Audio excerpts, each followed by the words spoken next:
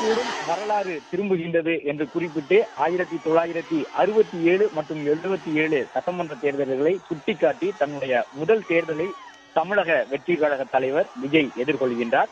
1967 முதல் தமிழ்நாட்டில் தொடர்ந்து கொண்டிருக்கக்கூடிய ஒரு அரசியல் பாரம்பரியத்தை தகர்த்து எறிய வேண்டும் என்று குறிப்பிட்டு வெளிப்படையாகவே தன்னுடைய கட்சியின் தொண்டர்களுக்கு அதை ஒரு வேண்டுகோளாக முன்வைத்து தேர்தல் பணியை தொடங்கியிருக்கின்றார் விஜய். அதன்படி அதிமுக, திமுக என்ற இரண்டு கட்சிகள் மட்டுமே மாறி மாறி ஆட்சி அமைத்து வரக்கூடிய அரை நூற்றாண்டு கால தமிழகத்தில் தன்னுடைய திரை உலக செல்வாக்கின் மூலமாக தொண்டர்களின் வாயிலாக இந்த மாற்றத்தை உண்டு செய்ய வேண்டும் என்ற அடிப்படையில் தான் தமிழக வெற்றி கழக தலைவர் விஜய் மிக விரைவாகவே, அதாவது தேர்தலுக்கு இன்னும் 7 மாதங்கள் இருக்கக்கூடிய நிலையிலேயே தன்னுடைய முழு அளவிலான படைபலத்தோடு தேர்தல் பரப்புரையை தொடங்கி இருக்கின்றார்.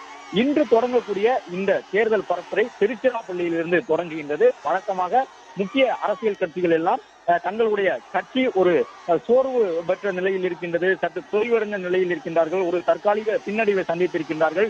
தொண்டர்களுக்கு மீண்டும் உற்சாகம் வர வேண்டும், மீண்டும் தேர்தல் பணிக்கு தொண்டர்களை நிர்வாகிகளை தயார் செய்ய வேண்டும் என்றால் அதற்கு தமிழக அரசியல் கட்சிகள் தேர்வு செய்யக்கூடிய இடம் திருச்சிராப்பள்ளி. திருச்சிராப்பள்ளி பல திருப்புமுனை அரசியல் மாநாடுகளை பார்த்த மண். 2 முக்கிய கட்சிகளுக்கும் பல திருப்புமுனை மாநாடுகள் நடத்தி அவர்களை அந்த தற்காலிக பின்னடைவில் இருந்து மீண்டும் சுறுசுறுப்பாக உத்வேகத்தோடு தேர்தல் பணியாற்ற செய்த மண் திருச்சிராப்பள்ளி. அப்படிப்பட்ட திருச்சி மண்ணிலிருந்து தன்னுடைய தேர்தல் சுற்றுப்பயணத்தை தொடங்குகின்றார் விஜய். வழக்கமாக திருப்புமுனை மாநாடுகளுக்கு பயன்படுத்தக்கூடிய திருச்சிராப்பள்ளியை தன்னுடைய முதல் அரசியல் பயணத்திற்கான வித்தாக மாற்றி இருக்கின்றார் விஜய். மரக்கடை பகுதியிலே தன்னுடைய தேர்தல் சுற்றுப்பயணத்தை தொடங்கி அடுத்த கட்டமாக பெரம்பலூர், அரியலூர் ஆகிய மாவட்டங்களிலே இன்றைய நாளிலே விஜய் பரப்புரை செய்ய இருக்கின்றார். தொடர்ந்து விஜயினுடைய வாகனத்தை நெருங்கி செல்லக்கூடிய காவல் உயர் அதிகாரிகள் வலியுறுத்தி கொண்டிருக்கின்றார்கள். உங்களுக்கு வழங்கப்பட்ட நேரத்தையும் கடந்து நீங்கள் மெதுவாக சென்று கொண்டிருக்கின்றீர்கள், அணிவகுப்பு நடத்துவதற்கு அனுமதி கிடையாது, நீங்கள் மெதுவாக செல்வது அணிவகுப்பை போன்று இருக்கின்றது என்று காவல்துறை உயர் அதிகாரிகள் விஜய் தரப்பினரிடம் வலியுறுத்தி கொண்டிருக்கின்றார்கள். ஆனால் விஜய் மிகவும் கவனத்தோடு இருக்கின்றார் அந்த வாகனத்தில் என்பதை நாம் பார்க்கின்றோம். ஒருவேளை விஜய் தன்னுடைய வாகனத்தினுடைய மேற்கூரையை திறந்து ஏறி நின்று வணக்கம் கூறி வந்தால் அதற்கு பெயர் ரோட் ஷோ. ஆனால் ரோட் ஷோ மேற்கொண்டால் அதற்காக அவர் வழக்கை சந்திக்க நேரிடும். காவல்துறை மிக தெளிவாக விஜய்க்கென விதித்திருந்த நிபந்தனையிலே ரோட் ஷோ செல்லக்கூடாது என்று சொல்லியிருந்தார்கள். ஆனால் தற்பொழுது அவர் செல்லக்கூடிய அந்த நிலையிலே ரசிகர்கள், தொண்டர்கள் தன்னுடைய நோக்கி கையசைக்கக்கூடிய நிலையில் அவர்களை நோக்கி கையசைத்தபடி உள்ளே அமர்ந்தபடியே சென்று கொண்டிருக்கின்றார்.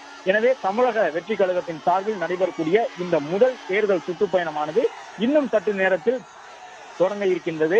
மரக்கடை பகுதியிலே விஜய் உரை நிகழ்ச்சி முடித்த பிறகு விஜய் அடுத்த கட்டமாக அடுத்தடுத்த இடங்களுக்கும் செல்ல இருக்கின்றார். இதுவரை ஒரு 1.5 மணி நேரம் அளவிற்கு தாமதம் ஏற்பட்டிருக்கின்றது. எனவே காவல்துறை இதன் பிறகு என்ன செய்வார்கள், வழக்குகள் மட்டும் பதிவு செய்யப்படுமா அல்லது அடுத்தடுத்த ஊர்களில் விஜய்க்கென கூடுதல் கட்டுப்பாடுகள் விதிக்கப்படுமா என்பது ஒரு பெரிய கேள்வியாக இருக்கின்றது.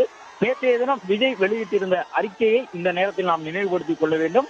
ஆளும் அரசு எந்த ஒரு அரசியல் தலைவருக்கும் விதிக்காத நிபந்தனைகளை தனக்கு விதிப்பதாகவும், பல்வேறு கட்சியினுடைய தலைவர்கள் சுற்றுப்பயணம் மேற்கொள்ளக்கூடிய நிலையில் தனக்கு மட்டும் காவல்துறை வழங்க வேண்டிய அந்த பாதுகாப்பை வழங்காமல் நிர்பந்தங்களை விதிப்பதாக விஜய் ஆளும் அரசின் மீது கடும் குற்றச்சாட்டுகளை முன்வைத்திருந்தார். எனவே இன்று அவர் உரை நிகழ்த்தும் பொழுதும் திமுகவிற்கு எதிராக விஜய் என்ன பேச போகின்றார் என்பதுதான் மிகப்பெரிய கேள்வியாக தமிழக அரசியல் களத்திலே இருக்கின்றது. தொடர்ந்து நேரடியாக திமுகவை பொறுத்தவரை விஜயினுடைய நேரடி அரசியல் விமர்சனம் என்பது முதலமைச்சர் அவர்கள் மீதே நேரடியாக அரசியல் விமர்சனத்தை விஜய் முன்வைத்து வருகின்றார்.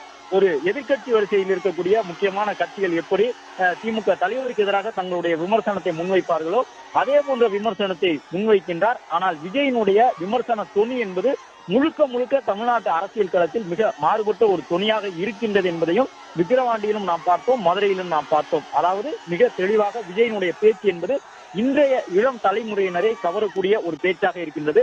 வழக்கமான அரசியல் சொல்லாடல்களில் இருந்து மாறுபட்டு விஜயினுடைய அரசியல் பரப்புரை என்பது மிகவும் நகைச்சுவை உணர்வோடு ஒரு எதிர்கட்சிகளை கேலி செய்யக்கூடிய, தனக்கு எதிராக இருக்கக்கூடிய அந்த மற்ற கட்சிகளை கேலி செய்யக்கூடிய வகையிலாக நகைச்சுவை துணியோடு விஜய் பேசுகின்றார்.